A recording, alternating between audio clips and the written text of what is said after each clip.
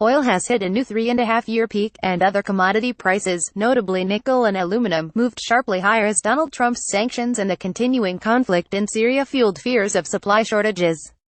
Brent crude rose 1.7% to $74.74, £52.67 a barrel on Thursday, the highest level since November 2014 when oil group OPEC began increasing production to protect its market share, a move that subsequently led to a supply glut and price slump to $27 a barrel just over a year later.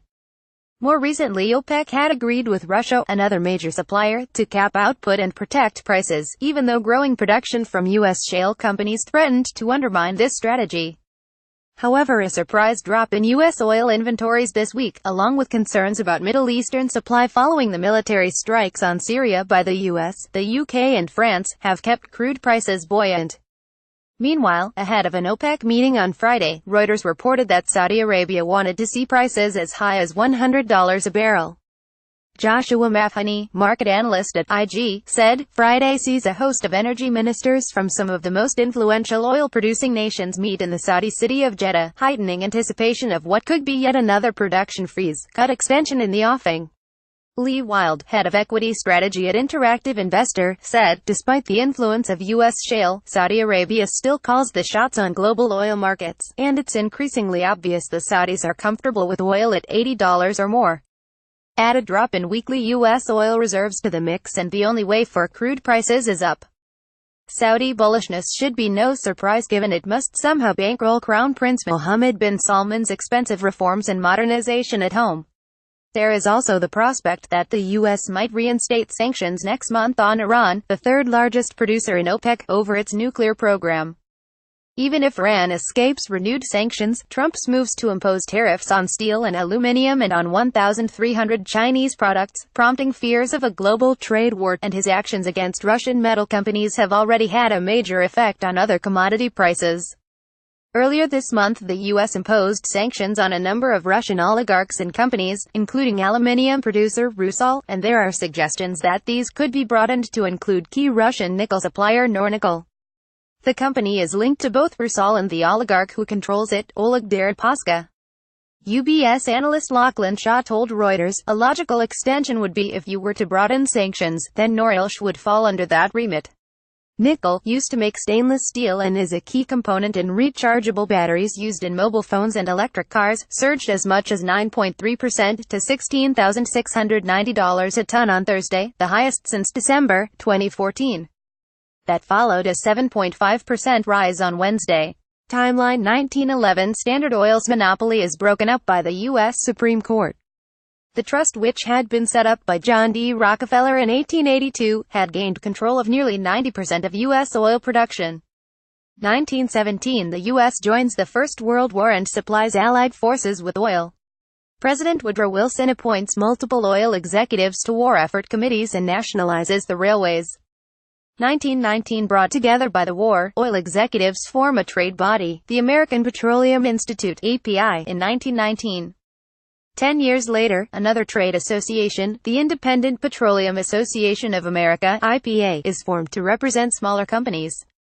1939 During the Second World War, the U.S. government worked closely with the oil industry, putting a federal investigation into its monopolistic practices on hold. A peacetime version of a wartime committee becomes the National Petroleum Council, an advisory committee that exists today. 1959 API hosts renowned nuclear physicist Edward Teller at a conference at Columbia University, where he warns of impending global warming. 1965 Lyndon B. Johnson is the first U.S. president to publicly acknowledge climate change, calling it a serious global threat during a speech. 1968 Scientists at the Stanford Research Institute deliver reports to API, warning of global warming induced by CO2 emissions from fossil fuels. 1970 President Nixon signs an executive order creating the U.S. Environmental Protection Agency, EPA. 1978 Exxon starts an internal climate research program on carbon dioxide. 1979 The EPA relaxes the standard for ozone, which contributes to smog. The move angers environmentalists and industry alike. API sues the agency.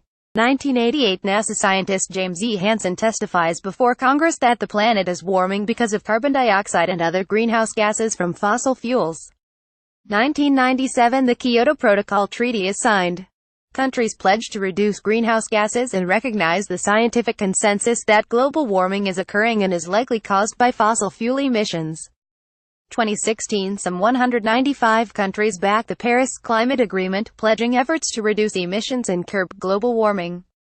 2017 – President Trump announces the U.S. exit from the Paris Climate Agreement, citing industry-hired economists that call the accord a bad deal for U.S. businesses. Supporting the move is Scott Pruitt, a climate change skeptic, who Trump appointed to head the EPA.